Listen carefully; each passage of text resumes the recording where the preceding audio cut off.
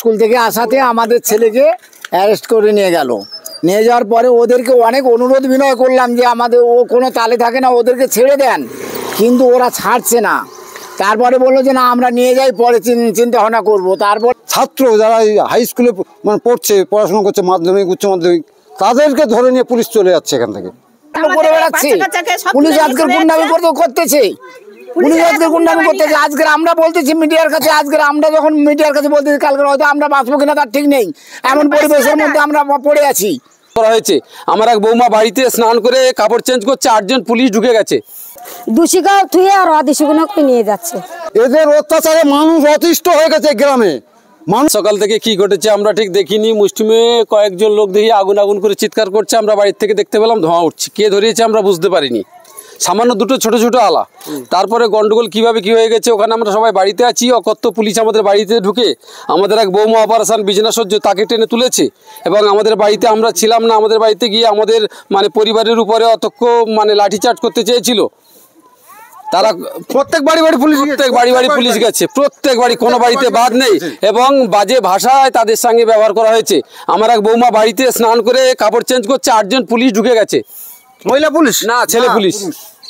এই যে পুলিশ, মহিলা পুলিশ, কারো বাইরে ঢুকলে মহিলারা থাকলে মহিলা পুলিশ ঢুকতে, সেই জায়গায় পুলিশ ঢুকছে না, মহিলা পুলিশ বাইরে দাঁড়িয়েছে, ওরা ঢুকে গেছে। বলছে আপনারা না নক করে আসলেন কেন? বলছে লাঠি দেখেছিস, তোদের স্বামীরা কোথায় বল? বলছে সব বাইরে কাজে আছে। বলছে না, এক্ষুনি তোদের বাড়ি দেখলাম। এই বলে দরজা টরজা লাথি টাথি মেরে সবাই বেরিয়ে আসলো। এই যে আমরা দেখতে পাচ্ছি যে পুলিশ, রাজ্য পুলিশের ডিজিও ঘুরছেন এই জায়গায়, বড় বড় পুলিশ আধিকারিক আছে, আপনাদের অভিযোগ তাদের কাছে জানিয়েছেন? আমাদের এই অভিযোগ আজকের থেকে না, 21 সাল থেকে সবাই অভিযোগ থানা মুখে আমরা যেতে পারিনি। থানায় কারণটা কি? থানায় গেলে পুলিশ কোনো এফআইআর নেয় না, পুলিশ কোনো দায়িত্ব পালন করে না, মানে আমাদেরকে গেলে কুকুরের মতো তাড়া পড়ে, এখান থেকে যাও, লোকাল তোমাদের নেতা কে আছে তার কাছে যাও। প্রশাসনের মাইনে দেওয়া হয় মানুষের নিরাপত্তা দেওয়ার জন্য, সেই প্রশাসন যদি তার দায় না নেয় কি বলবো? এখন প্রশাসন রক্ষক হয়ে ভক্ষক হয়ে গেছে, যার জন্য প্রশাসনের উপর আমাদের কোনো আস্থা নেই। আমরা চাই মানে কেন্দ্র বাহিনী, এবং আমাদের সবচেয়ে মানে কেন্দ্র বাহিনী ফৌজরা যদি কন্টিনিউ 12 মাস থাকে আমাদের সুবিধা হয়, জনগণের সুবিধা হয়, এবং গ্রামবাসী বা আমাদের সুবিধা হয়। এই প্রশাসনের ব্যর্থতার জন্য কি? আর সন্দেশখালী, বেড় মজুর, আজকে দেখলাম আপনাদের এখানে এই ঝুপখালি, তারপরে আপনার জেলেখালি, সব জায়গায় প্রশাসনের অপদার্থতার জন্য কি?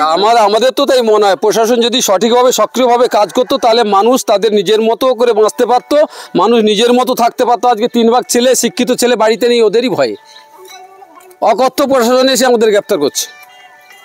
অজিত মাইতির লোকজন গিয়ে ওদের দলীয় লোক সব ওরা ধরিয়েছে, ধরানোর পর প্রশাসন গিয়ে দেখলো যে ওখানে তাই হয়েছে।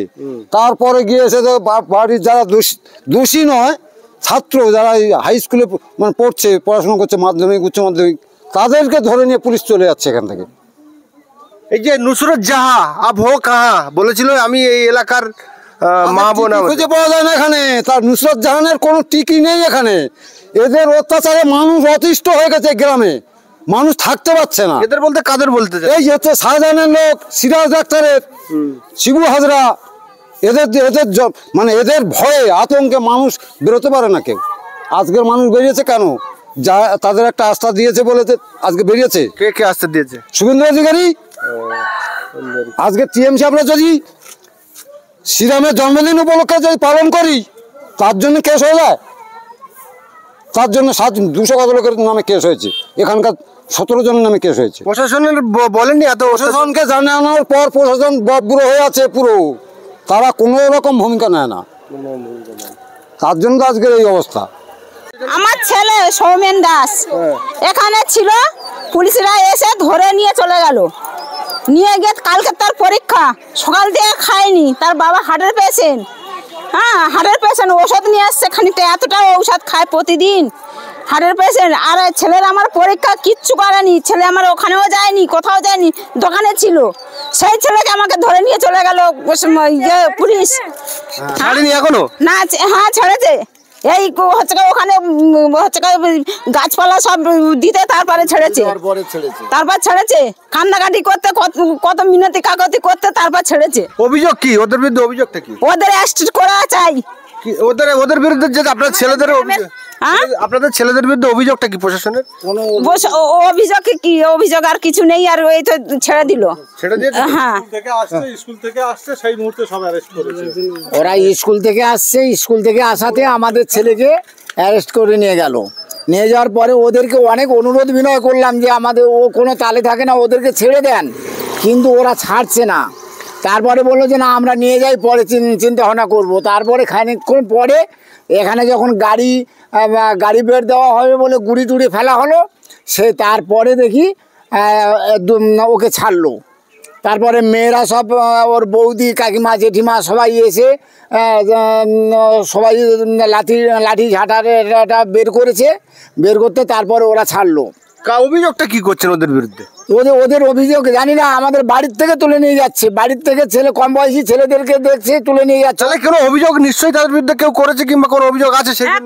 আমাদের কোনো অভিযোগ নেই, আর ওরাও কোনো অভিযোগ তো করে না। কে কি করেছে আমরা জানি না।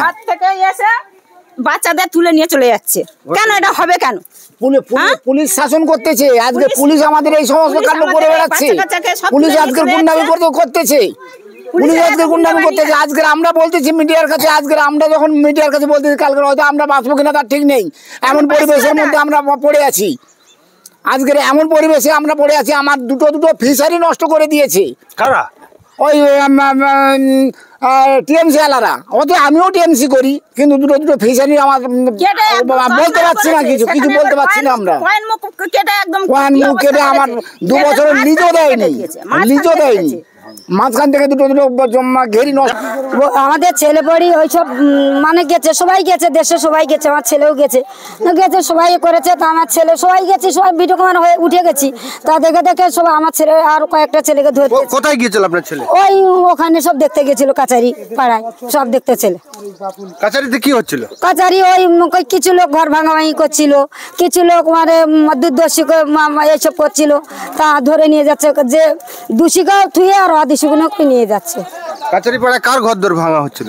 ওই অজিত মাইতি, ও আলা ঘর, ও ধরে দিচ্ছে আলা ঘরে, ও ধরে দিয়ে চলে আসে। অজিত মাইতির ভাইপো অজিত মাইতি করে ওরা ধরে দিয়ে চলে এসে।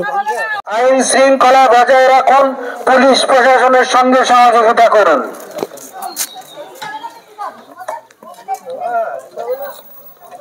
সন্দেশখালী থানার পক্ষ থেকে আপামর সমস্ত জনসাধারণকে বিশেষভাবে জানানো যাচ্ছে যে বেনজির আইতপাড়া কাছারিপাড়া সংলগ্ন এলাকাতে নতুন করে 144 ধারা জারি করা হয়েছে।